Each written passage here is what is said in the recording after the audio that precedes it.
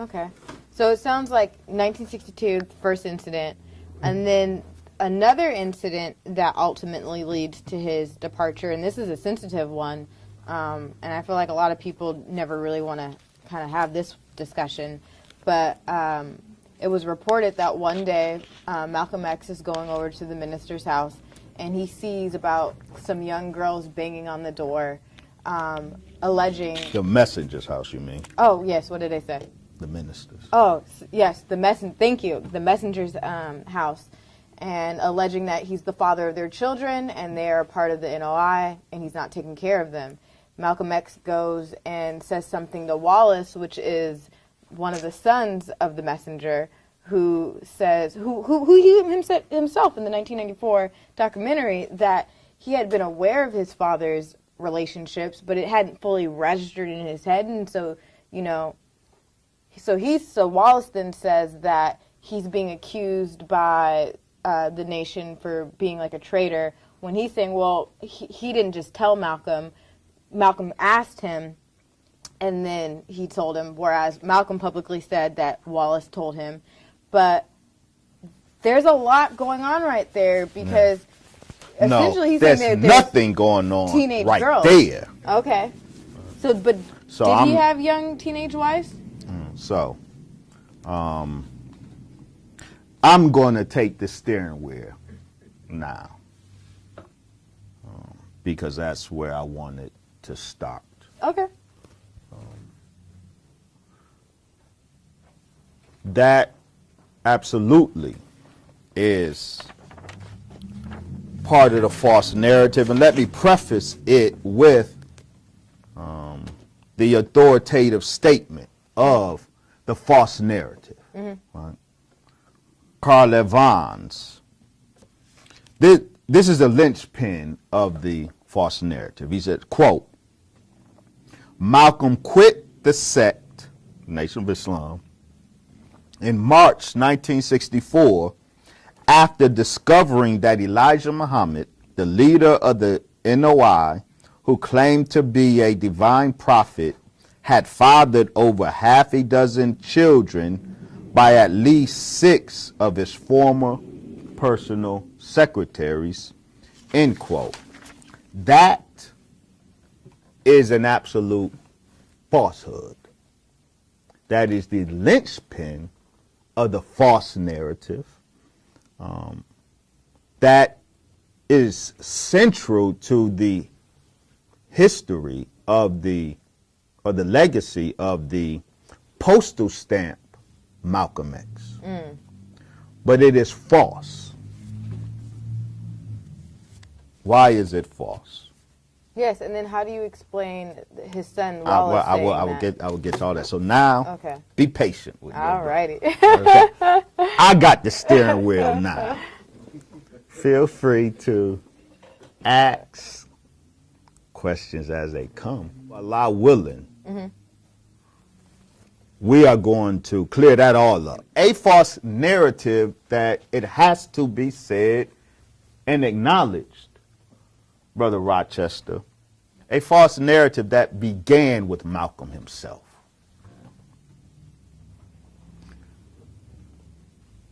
Malcolm discovered, the false narrative says, the Most Honorable Elijah Muhammad impregnated some little secretaries. He discovered this, and as a result of this discovery, in March 1964, he leaves the Nation of Islam. His confidence in his teacher is crushed. He cannot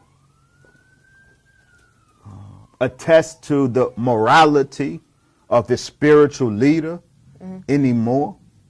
And so he has to leave the Nation of Islam in March 1964. Absolutely nothing could be further from the truth. Malcolm X did not make a discovery of his teacher's domestic life in which he took wives from among the community. Malcolm didn't find that out in 1964, get crushed by it, suffer a spiritual crisis because of it, and leave the Nation of Islam. That never happened like that. Malcolm, by his own admission, first found out of the domestic life of the Most Honorable Elijah Muhammad in December 1962. Do the math. Yeah, over a year. He finds out December 1962. And how does he find out? This is very important.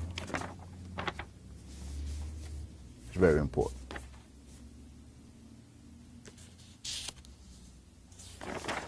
What happened by December of 1962 such that certain aspects of his teacher's domestic life came to his attention.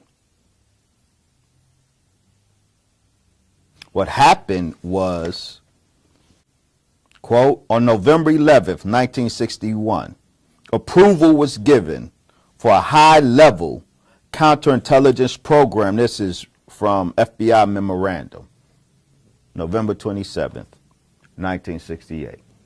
Says in November 11th, 1961, approval was given for a high-level counterintelligence program against the Nation of Islam by Hoover, entitled Nation of Islam ISNOI, meaning Internal Security NOI. This program was initiated by Chicago and resulted in a nationwide counterintelligence program which showed fallacies and weaknesses of the NOI to the public. The program continues.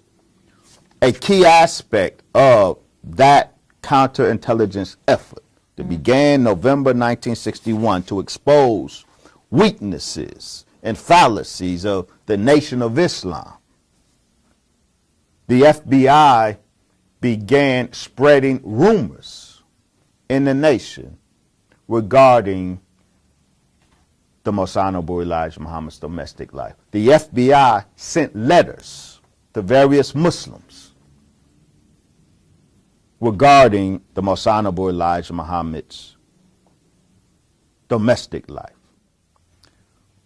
After the letter Malcolm finally wrote to his messenger, and before the meeting with his messenger to discuss it, Malcolm goes back to Wallace. And according to Malcolm, see, this is critical. He and Wallace do what? They go through the scripture. It's critical. Malcolm X and Wallace Muhammad go through the scripture, identifying the prophets and messengers of God who had multiple wives. Now, this is real critical. Malcolm and Wallace are doing this. Why? Because Malcolm is the context. Malcolm knew that we're dealing with a messenger of God. So the criterion by which a messenger of God is judged is not American law. It's not Western tastes or tendencies. The criterion by which the behavior of a messenger of God is judged is the scripture. And so Malcolm and Wallace are going through the scriptures and tallying up all of the messengers of God, all of whom had multiple wives. Abraham, Moses, Solomon, David, after God's own heart. Prophet Muhammad, messenger of God, 9 wives, as the most honorable Elijah Muhammad took 9 wives. So Wallace and Malcolm are going through the scripture, and Malcolm leaves feeling very good. So the meeting happens, and because he knows that his messenger is acting in accord with his role as messenger of God. Malcolm understood it. Wallace understood it. Now, you mentioned, you keep giving it to Spike Lee's movie X. Rightly so. There's a couple of key scenes that I too will deconstruct. And everyone should know that that movie closes, at least, maybe opens too, with the disclaimer that scenes and characters have been fictionalized for dramatic purposes. And a very damaging and devilish fictionized scene is this. There's a scene in that movie where Malcolm, he meets with the messenger in his home. The issue of his domestic life comes up, and the movie has the messenger justifying to Malcolm his domestic life by invoking scripture and invoking the prophets.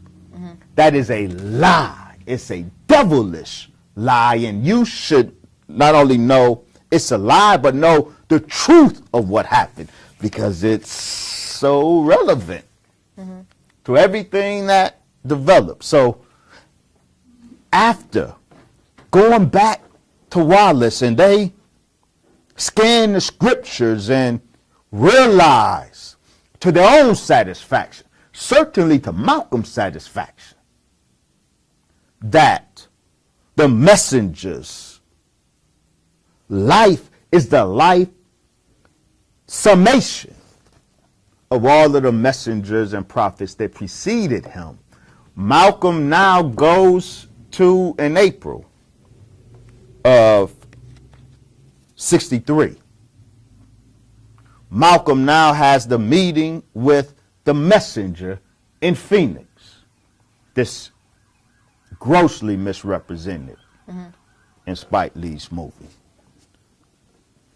Malcolm X tells us precisely how that meeting went.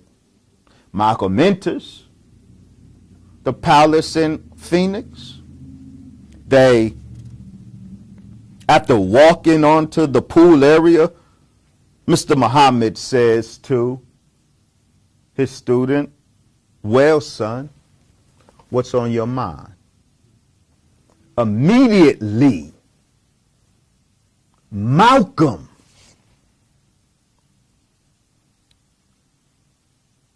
tells him what he's hearing, and before the messenger can say anything, the messenger don't say nothing. After telling the messenger what he's hearing, Malcolm says, without waiting for a response, Malcolm explains that he and Wallace had found documentation for his life in the prophecy. Malcolm commences to running off the domestic life of the prophets and messengers, them damnable liars who wrote the script of that movie that made the messenger invoke those histories to justify his deeds. That's a damn lie.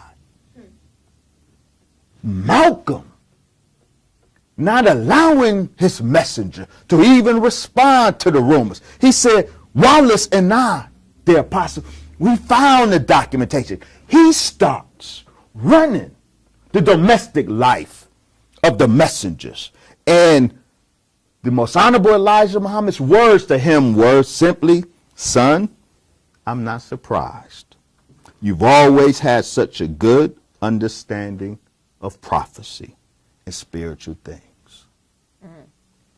That's how that meeting went.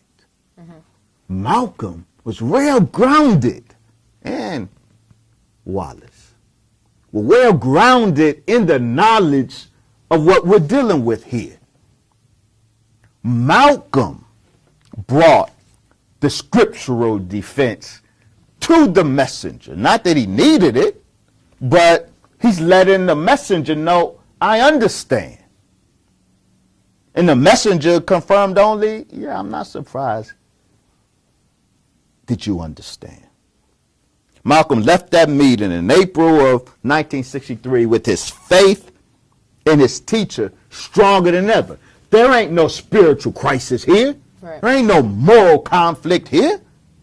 It don't exist. This is April 1963. It don't not exist. Malcolm, he didn't met with wives. He didn't met with the messenger. Didn't met with Wallace. He's good, except not so much. There was an aspect that did trouble him. And it had nothing to do with the fact that his messenger had 9 wives, because he understood that perfectly. He had no qualms with the messenger of God having wives. It wasn't the wives thing. He got that. He good at that. And we know he good because he left the messenger, his black messenger, with his 9 wives and went following behind the Arabs with their 100 wives. So, no, it wasn't the wives. It wasn't the 9 wives that were the problem. Ultimately, it was the 3 wives that were the problem. But, moving on.